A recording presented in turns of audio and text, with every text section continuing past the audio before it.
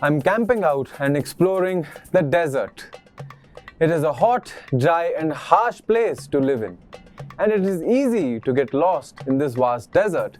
But thankfully, I have a map and a bottle full of water.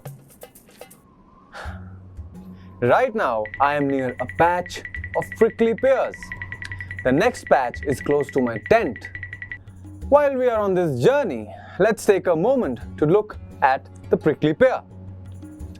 They are a kind of cactus plant and their prickly feature is the thorn. Did you know that they are actually the leaves?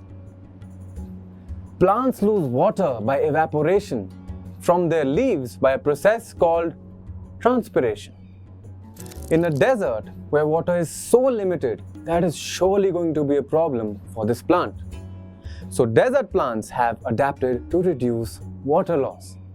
These adaptations include having no leaves, small leaves, or having leaves modified into thorns.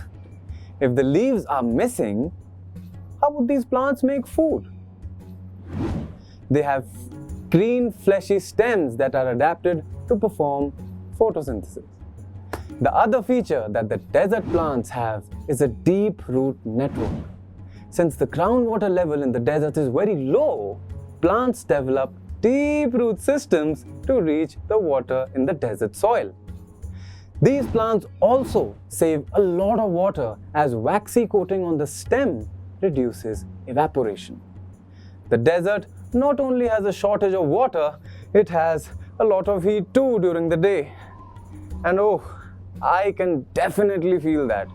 Imagine walking barefoot in this desert on a hot afternoon. I mean, one would surely burn their feet. Whew.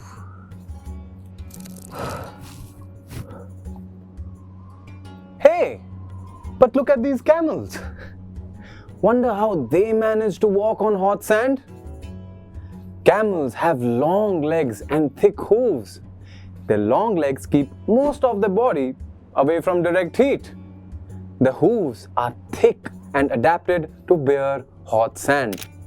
The hooves insulate the foot from the heat. They, like the prickly pears, lose very little water. They excrete very small amounts of urine and very dry dung. I'm going to excuse myself from here and carry on. Wait. This place seems to have a lot of holes in here. Let's see what's hiding in here.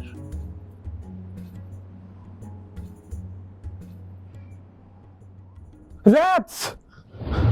Oh, I mean actual rats. The desert not only has tall camels, but also rats that live far below the surface of the sandy soil. They make these deep burrows in the sand to save themselves from direct heat. And they come out at night when it's cooler. And yes, you heard it right. The desert does become much cooler at night. Here I am at the prickly pear patch. And look, its flowers are blooming.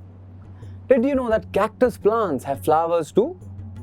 There are a lot of moths and bats that come out at night and feed on the nectar from these flowers. And finally, I've reached my camp.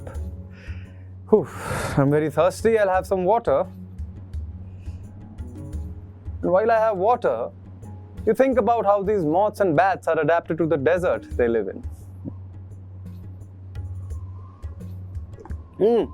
And remember, we stay curious.